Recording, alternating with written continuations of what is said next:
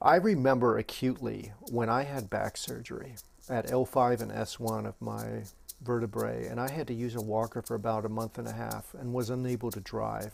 And I remember kind of shuffling around and not able to, having to use a bus to go to and from the market or to the hospital for my rehab. And I recall a sense of being really isolated and inconvenienced, kind of almost like a second-class citizen.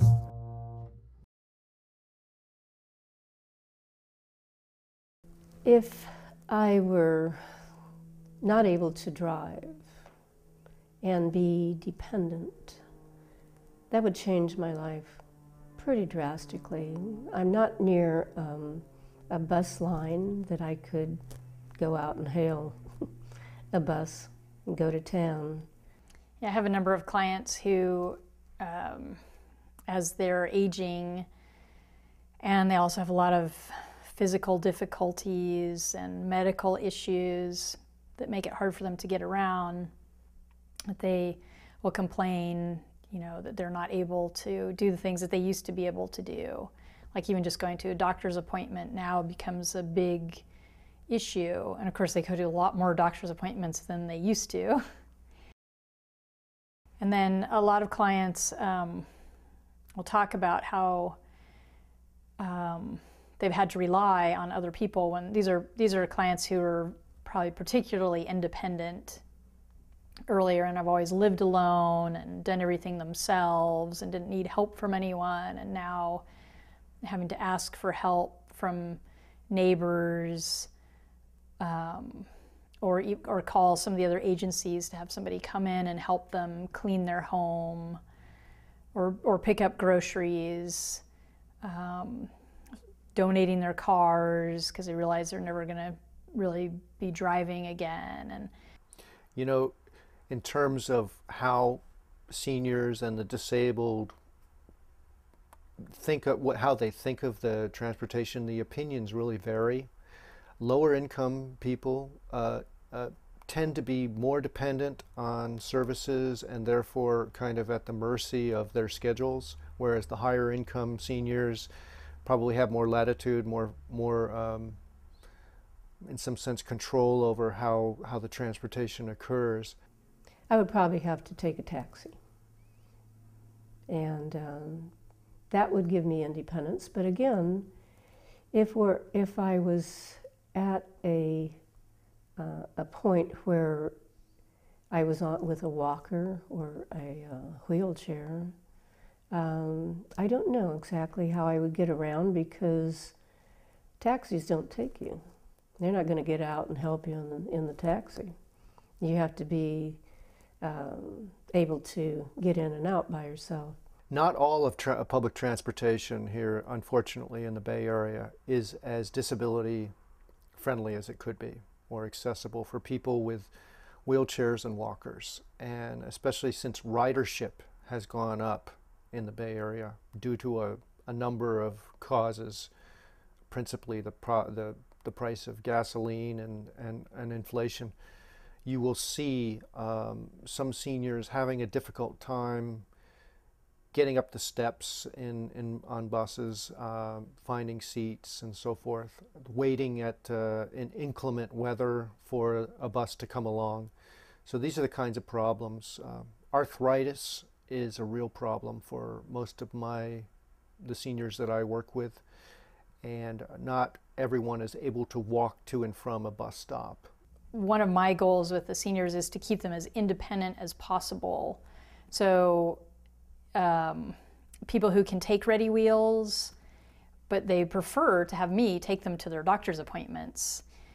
But I certainly encourage the use of the ready wheels or the bus or whatever method they've been using until they really can't, they're not capable of doing that anymore. It helps them to maintain their independence and their mobility when they have to go out and get their things. And it's much better for them mentally than completely relying on another person to go get all of their things for them or take them everywhere. I do see people who have become dependent on services like the VTA ready wheels, outreach, um, taxis, in some cases, their support system of family to drive them from place to place.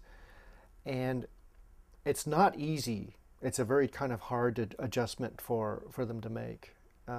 Some of them react and deal with it, adapt to it fairly well. Others, probably not so well. And there is a bit of social isolation and deprivation that goes with that.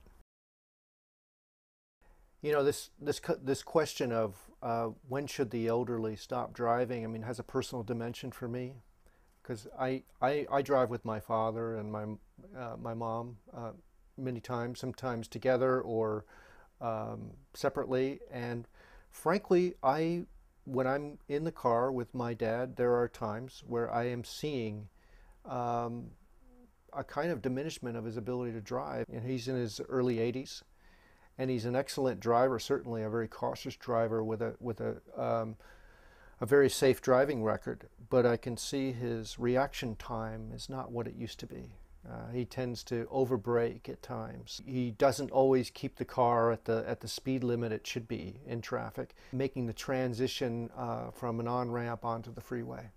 It's really a good question of whether, you know, what kind of conversation should you have with your parents about driving. I'm not sure exactly how I'm going to handle it, but at some point, if you're the child of an older adult and you're worried about his or her driving, at some point it's incumbent on you. You know, it behooves you to have those kinds of conversations.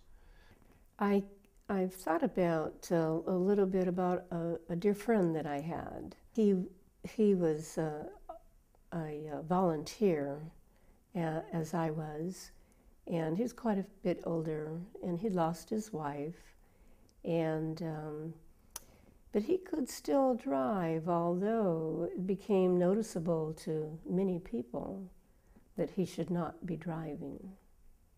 It was too many close calls, but he would sneak his car out, and we didn't know that. And so finally, he didn't have an accident, but we finally caught him driving, and told his family that possibly this is not a good thing, and for him to have his either the opportunity to hand over his car keys so he couldn't drive anymore, or to take the car keys away from him. I think it really is important for those of us who can drive to realize that it's a temporary blessing at some point down the road. Hopefully not sooner rather than later. We'll lose that ability. And someday I'll have to be faced with that same question. Do you think that you should be driving anymore? And I would say probably that I would leave that up to my family to let me know when it's time to give the keys up. And I think everybody should do that.